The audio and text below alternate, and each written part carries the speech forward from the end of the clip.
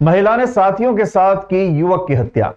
उज्जैन में डंडे और सरिये से बेदम होने तक पीटते रहे, बाइक भी तोड़ी। 15 दिन पहले हुए मर्डर का वीडियो अब सामने आया। महिला और उसके साथी युवक पर डंडे और सरिये लेकर टूट पड़े। हमले से युवक जमीन पर गिर पड़ा, लेकिन आरोपी उसे बेदम होने तक पीटते रहे। युवक को अस्पताल भी ले जाया गया, लेकिन रास्ते में ही उसने दम तोड़ दिया। घटना बड़नगर में 3 दिसंबर की रात 9 बजे की है। यहां खोप चौक में रंजिश को लेकर जुगार राठौर 28 वर्षीय की राजा उर्फ कालिया, प्रियांक डोडिया, मनोज श्रवण और 3-4 साथियों ने लाठी सरिये से उसे पीटा था।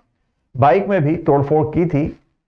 जुगार अपने दोस्त रामेश्वर माली के साथ खोप दरवाजा स्थित शराब दुकान पहुंचा था, तभी आरोपियों ने दोनों को घेर लिया था। हमले में रामेश्वर को भी चोट आई थी। गंभीर हालत में जुगार को बड़नगर से उज्जैन जिला अस्पताल रेफर किया गया था। यहां पहुंचने से पहले ही उसकी मौत हो गई थी। ये मूलतः 3 दिसंबर की घटना है, जिसका वीडियो कल से वायरल हो रहा है। इसमें हम लोगों ने तत्काल पीड़ित पक्ष की ओर से एफआईआर पंजीबद्ध की थी। इसमें मेडिकल रिपोर्ट उपरांत 302 आईपीसी का इजाफा किया गया था और 3 आरोपी इसमें गिरफ्तार किए गए हैं। 3 अन्य की तलाश है। वीडियो आने के बाद इसमें पीड़ित पक्ष की ओर से आवेदन भी दिया गया है, जिसमें हम जो वीडियो में है उन लोगों की पहचान कर रहे हैं। एक इसमें महिला भी दिखाई दे रही है। इसका महिला की पहचान करके हम लोग इसमें जैसे ही साक्ष्य इसमें मिलते हैं, हम लोग सभी को इसमें आरोपी बनाएंगे।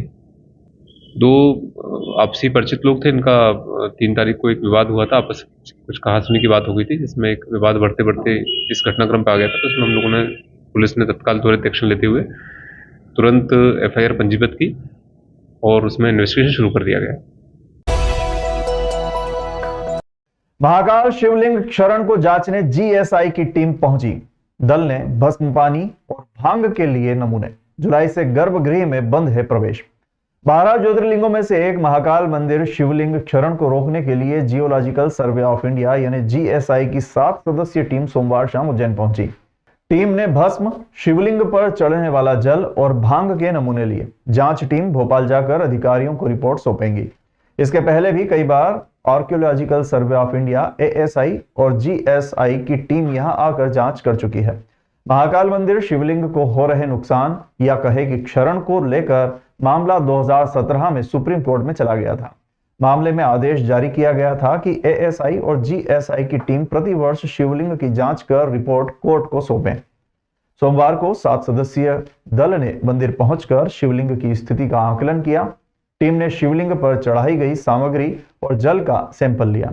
टीम ने शिवलिंग पर चढ़ने वाले आरओ के जल का सैंपल अपने साथ लिया है। लेबोरेटरी में टेस्टिंग के बाद रिपोर्ट जीएसआई के अधिकारियों को सौंपी जाएगी। जीएसआई के भोपाल ऑफिस से आए डायरेक्टर आरएस शर्मा समेत 7 लोगों के दल ने सुबह से मंदिर में अलग अलग सैंपल लेना शुरू किए। इसमें भस्म, आरओ वाटर, भांग, श्रृंगार और पूजन के बाद चैम्बर में निकलने वाले पानी के नमूने लिए। टीम पानी, भांग और श्रृंगार का टेस्ट कर जांचेगी कि इनसे शिवलिंग को क्षरण तो नहीं हो रहा है। रिपोर्ट आने के बाद उसे कोर्ट में सौंपा जाएगा। महाकाल लोक बनने के बाद लाखों की संख्या में भक्त रोजाना मंदिर पहुंच रहे हैं। मंदिर समिति ने क्षरण और भक्तों की बढ़ती संख्या को देखते हुए गर्भगृह को बंद कर दिया है। इसके बाद से ही सिर्फ वीआईपी लोग और साथ ही साथ पंडे या पुजारी ही गर्भगृह में पूजन अभिषेक करते हैं। ऐसे में टीम ने जो सैंपल लिए उसकी जांच रिपोर्ट आने के बाद पता चलेगा कि 5 महीने से बंद गर्भगृह से शिवलिंग कितना सुरक्षित रह पाया है या फिर पहले जैसे ही क्षरण हो रहा है। महाकाल शिवलिंग क्षरण को जांचने जीएसआई की टीम पहुंची। भारतीय भूवैज्ञानिक सर्वेक्षण से, जैसा कि हर साल जो है हम लोग आते हैं, कोर्ट के माननीय उच्चतम न्यायालय की जो दिशा निर्देश है उसके अनुसार में जो आवश्यक वस्तुओं का सैंपल लेना है वो लिए गए हैं और वो अग्रिम जांच के लिए लैब में, प्रयोगशाला में भोपाल में भी और आगे हमारी रीजनल लैब नागपुर में भी हम जो है उसको भेजेंगे और परीक्षण के लिए। किन चीज़ों से तक सैंपल लिए गए? पानी के, भस्म के भी हैं। किन पैरामीटर पर जांच की जाना है, क्या कुछ वो आगे है, वो अभी। आपका पूरा नाम और पद प्लीज। राधेश्याम, निदेशक।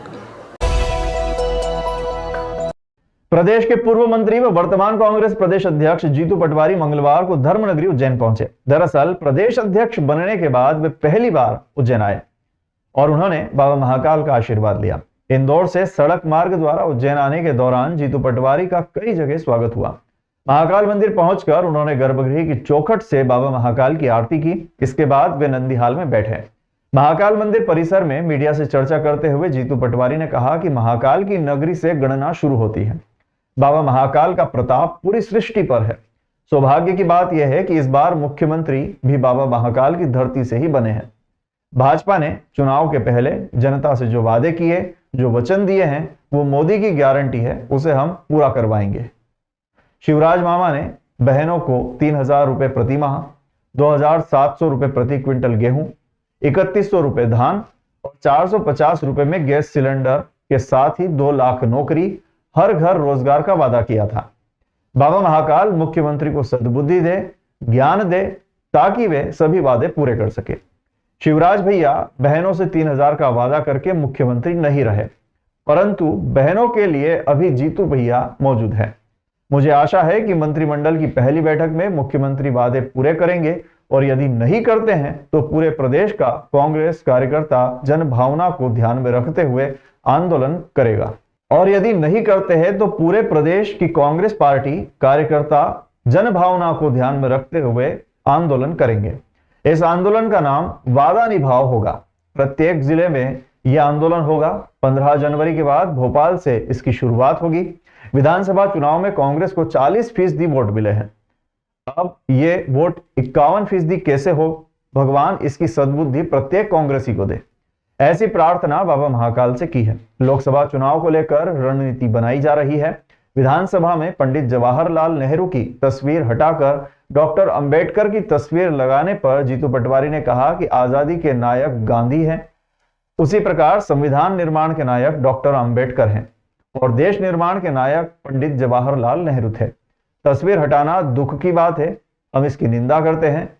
अंबेडकर की तस्वीर लगाना स्वागत योग्य है, परंतु भारतीय जनता पार्टी महापुरुषों में बंटवारा कर रही है, भेद की राजनीति कर रही है। भारतीय जनता पार्टी को महापुरुषों से इतनी नफरत क्यों है? भगवान महाकाल का प्रताप पूरी सृष्टि पे है, पूरे ब्रह्मांड पे है, जीव मात्र पे है, सृष्टि मात्र पे है, प्रकृति मात्र पे है। बहुत सौभाग्य का विषय है कि इस बार मुख्यमंत्री महाकाल की इस पावन धरती से बने हैं। भारतीय जनता पार्टी ने जो जनता के सामने अपनी बातें कही, वचन दिए, मोदी की गारंटियां दी। सबसे महत्वपूर्ण, बहनों से शिवराज भैया ने कहा 3,000 रुपया आपको खाते में डालेगा चुनाव बाद तुम्हारा शिव भैया मामा। मैं भैया हूँ, मेरी बहनों के खातों में 3,000 डालूंगा। 3,000 रुपया कुंटल किसानों के गेहूं का डिमांड था, 2,700 रुपये देने की बात कही। 3,100 रुपये धान की और 450 रुपये में गैस सिलेंडर, हर घर रोजगार और 2 लाख नौकरियां। मैं भगवान भोलेनाथ की इस महा कृपा ऐसी हो कि सरकार ये सब वादे पूरे करे, मुख्यमंत्री को सद्बुद्धि हो, जल्दी से ज्ञान मिले, रास्ते मिले और ये वादे जो उन्होंने वचन दिए हो पूरे करें। हमारे सामने भारतीय जनता पार्टी का वो घोषणा पत्र है जिनके मोदी की गारंटियां हैं, जिसको लेके हमें बात करनी है, जिसको लेके हमें सरकार से आशा है कि वो पूर्ण करेगी। मैं मानता हूँ लोकतंत्र की 2 पटरी है और वो समान दूरी पर रहती है। एक पटरी सत्ता की है, एक विपक्ष की है, पर सत्ता में रहकर और विपक्ष में रहकर दोनों में देश सेवा होती है, प्रदेश सेवा होती है। हमें कांग्रेस पार्टी को बहुत महत्वपूर्ण जिम्मेवारी मिली है। मैं बहनों से अनुरोध करना चाहता हूँ, शिवराज भैया 3,000 के वादे करके मुख्यमंत्री नहीं रहे, पर आपका जीतू भैया है। मैं किसान का बेटा हूँ, हल चलाना जानता हूँ और हल निकालना भी जानता हूँ। मैं अनुरोध करना चाहता हूँ इस बात का कि महाकाल की इस धरती से सरकार जैसे ही कैबिनेट फिर से फॉर्म हुई, तो पहली बार जब सिग्नेचर किए थे तो ये घोषणाएं जो मैंने बोली पूर्ण होनी थी। अब जैसे ही मंत्रिमंडल फॉर्म और कैबिनेट की पहली मीटिंग हो तो आशा है कि मुख्यमंत्री जी और सरकार इस पर संज्ञान में लेके ये सारे वादे पूरे करेगी। अन्यथा मध्य प्रदेश पूरे में कांग्रेस पार्टी का विपक्ष का कार्यकर्ता उन बहनों और किसानों के हितों के लिए, युवाओं के हितों के लिए, जनता जन भावनाओं का ध्यान रखते हुए, जनता के हितों की रक्षा करते हुए पूरे मध्य प्रदेश में ऐसी वादा निभाओ या जन भावनाओं के अनुरूप सड़क पर आकर सरकार को मजबूर करेगी इस बात को लेकर, और पूरे प्रदेश में जनसभाएं करेगी। सबसे पहले हम भोपाल में करेंगे, 15 जनवरी के बाद ये वादा निभाओ, और फिर प्रदेश के पूरे मध्य प्रदेश के हर जिले में होंगे।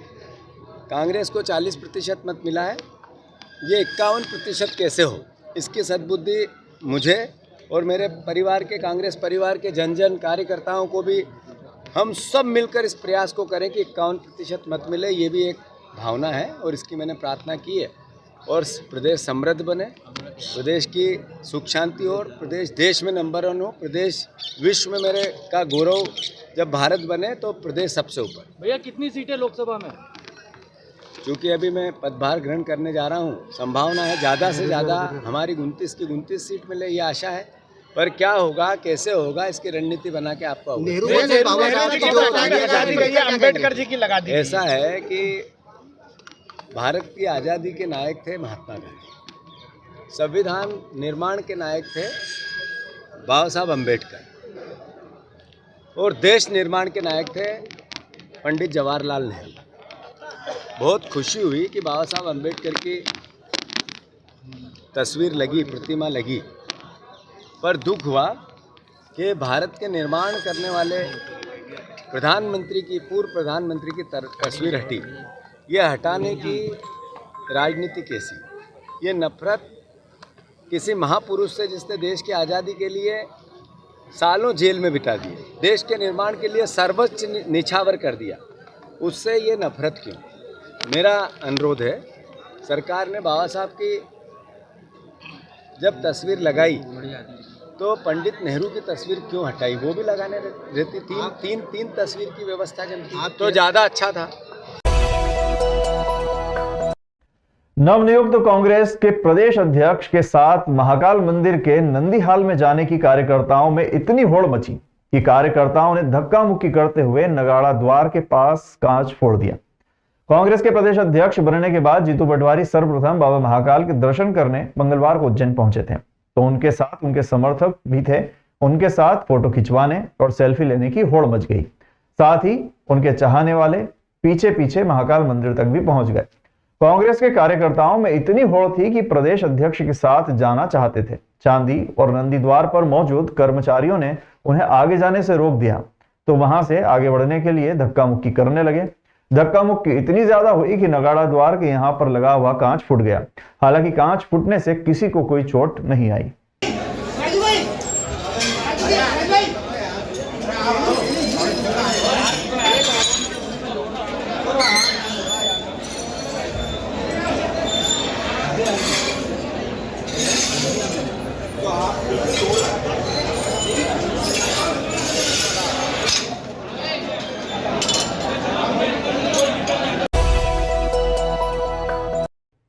श्री ढांडड़ वाली दादी जी का 3 दिवसीय महोत्सव उज्जैन में यंत्र महल मार्ग स्थित एक निजी गार्डन में आयोजित किया गया। कार्यक्रम में शामिल होने के लिए हजारों की संख्या में देश विदेश से भक्तजन उज्जैन पहुंचे।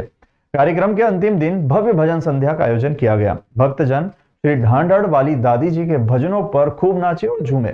साथ ही श्री ढांडड़ वाली दादी जी के जयकारे भी लगाए गए। कार्यक्रम संयोजक राकेश बजाज और नितेश भारतीय ने बताया कि ढांडड़ वाली दादी जी की भारत भ्रमण यात्रा चल रही है। प्रतिवर्ष अलग अलग शहरों में भव्य स्थल पर कार्यक्रम आयोजित किए जाते हैं। इस बार यह आयोजन उज्जैन में आयोजित करने का गौरव हासिल हुआ। कार्यक्रम में ढांडड़ वाली माता के भजनों की प्रस्तुति कोलकाता के प्रसिद्ध गायक कलाकार शुभम रूपम बाजोरिया, नवीन जोशी, मुंबई की गायिका साक्षी अग्रवाल एवं अभिषेक मिश्रा द्वारा प्रस्तुति दी गई।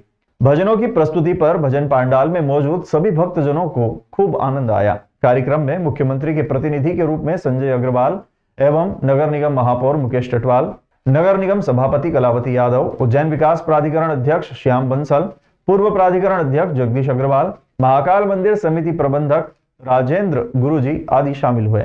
कार्यक्रम में पधारे सभी अतिथियों का योगेश बजाज एवं महेश बजाज ने शाल श्रीफल से सम्मान किया। कार्यक्रम का संचालन महेश बजाज ने किया। वहीं नितेश भारतीय, शिव बजाज, श्याम बजाज, मनीष बजाज, योगेश बजाज, जयप्रकाश बजाज, नीरज बजाज, पवन बजाज, नारायण बजाज, राजेंद्र बजाज, राहुल बजाज, प्रशांत बजाज, भारत बजाज, रमाकांत बजाज, मुदित बजाज, अंकित बजाज, पुनीत बजाज, तृप्ति बजाज, शशि बजाज, क्षिप्रा बजाज, तारामणि बजाज, मोनिका बजाज, अल्पना बजाज, नलिनी बजाज, उषा बजाज आदि ने कार्यक्रम की संपूर्ण गतिविधियों को देखा। वहीं कार्यक्रम में पधारे सभी भक्तों का मनीष बजाज द्वारा तिलक लगाकर स्वागत एवं सम्मान किया गया। कार्यक्रम संयोजक राकेश बजाज ने कार्यक्रम की पूरी जानकारी देते हुए बताया कि 3 दिवसीय कार्यक्रम में सर्वप्रथम शोभा यात्रा निकाली गई। इसके बाद मोक्षदायिनी क्षिप्रा का पूजन कर चुनरी ओढ़ाई गई। इसके पश्चात दोनों दिनों तक शाम को भव्य भजन संध्या का आयोजन किया गया।